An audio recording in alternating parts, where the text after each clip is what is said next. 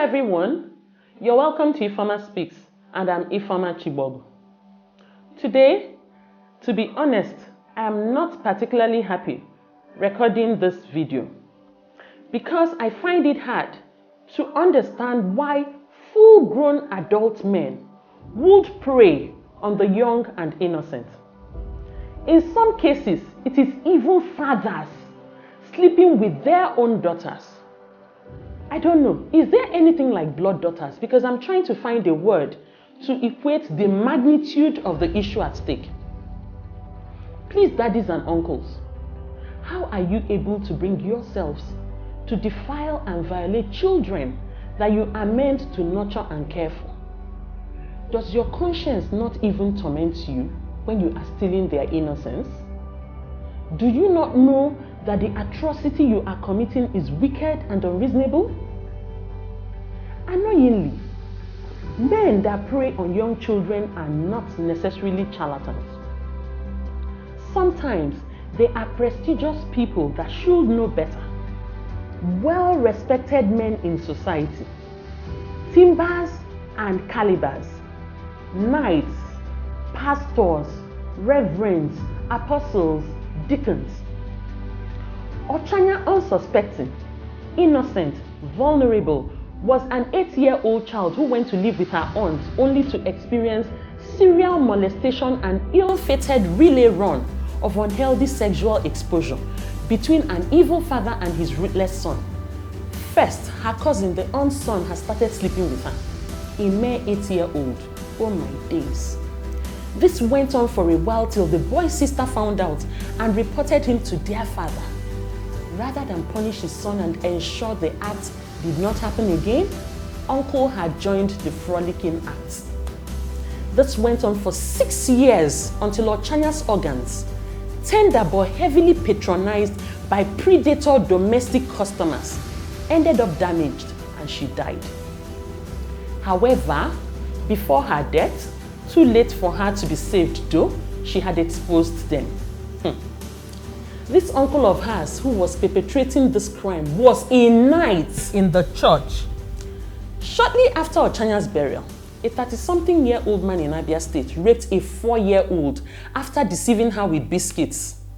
This little girl could not explain what had happened to anyone. She, however, started bleeding non-stop for weeks, and that was when the hospital team examined her, realized what had happened, and got her parents to interrogate her and wrest the truth from her.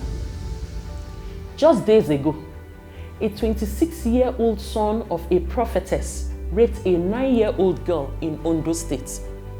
This is such a shame. What is going on? Why has this country, Nigeria, become so decadent? Some of the things happening now are alien to our culture.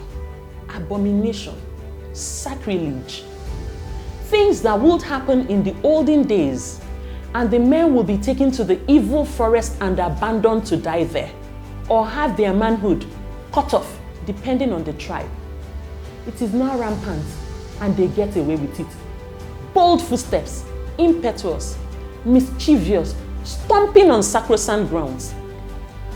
If the case gets reported to the police, you're casually dangled like a yo-yo when incompetent and clueless police officers retail the come today, come tomorrow notorious maxim until frustrated, deflated and bewildered, you'll gladly opt to drop the case. There is hardly justice for the injured. The economy too does not help matters. The expensive and the tedious nature of shuttling to and fro police stations and courts is almost as expensive as going on an unsponsored pilgrimage only to meet an absent God. Most times, parents and guardians soak their tears in swabs of cotton wool and the very bandages that cover the wounds of these violated children. But the scars remain, scars that won't heal, eluding all attempts at privacy and the hush-hush of bruised parental pride, as well as the need to stitch the tatters of a desecrated reputation from the ever-condemning eyes of the public. There is need for paradigm shift. The world is getting more enlightened. This is the information age. Evil should be uncovered. No one must suffer in silence while the culprit enjoys his life and possibly preys on another victim. Pedophiles need to be brought to book. The government needs to enact stringent laws against them, and this has to be done fast. You see, there are always telltale signs when children are being molested, but we have failed them because we're too busy on our mobile phones and gadgets to even notice a child in pain and agony, or one in shabby clothes that expose what men start craving for, albeit unripe. Yes, we constantly fail our children because there are no more praying spirit-sensitive mothers, there are no more vigilant neighbors and observant teachers. Everyone is minding their business to the detriment of society. Religious leaders can no more be trusted. Medical personnel are not bold. What should be exposed is rather hidden. If you are watching this video and peradventure anyone is molesting you or has molested you, please get angry. Make up your mind to put an end to the torment. Enough is enough. Anyone who has told you that you will die if you speak up has lied. You will not die. Speak up. And chances are they will be disgraced, assuming you do not even achieve anything else. Pray, and God Almighty will direct you to someone you can talk to. You can also reach me on any of my social media platforms. Mothers, please do not tell your children to keep quiet and stop lying when they come to share their experience. Why would you even think your child will make up stories about being sexually molested? Woman, you may not want to be in the bad books of a bad uncle, but think about your child and her future. If you do not stand up for her, she will live the rest of her life falling for anything. For those of you married to men who are different from your daughter's fathers, do not accuse your daughter of lying and wanting to break your home. Listen to her. Seek help. Don't try to preserve a marriage that obviously does not exist, or protect a man who disrespects you by defiling your daughter. Rise up. Stand up for something. Protect the girl child.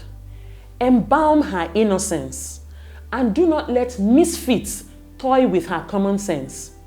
They must not steal her pride and future with the threat of "don't tell anyone or you will die." My dear girl, do not be fooled. Do not be deceived. That man is lying. He is not telling you the truth. You will not die if you speak up. Rather, your death is in keeping quiet, in suffering in silence, when you are constantly molested and you live in abject fear, physical pain, and psychological torture. Is that not worse than death? Please speak up. Be bold. Fear no man but God. Our land cries to be sanitized, and this can only be done collectively. Let us all join hands and say no to sexual molestation. Children are our future, especially the girl child. Together, let us protect the girl child. Thank you for watching. Subscribe to my YouTube channel for notification when I post new videos. And remember, life is meaningless until you find your purpose.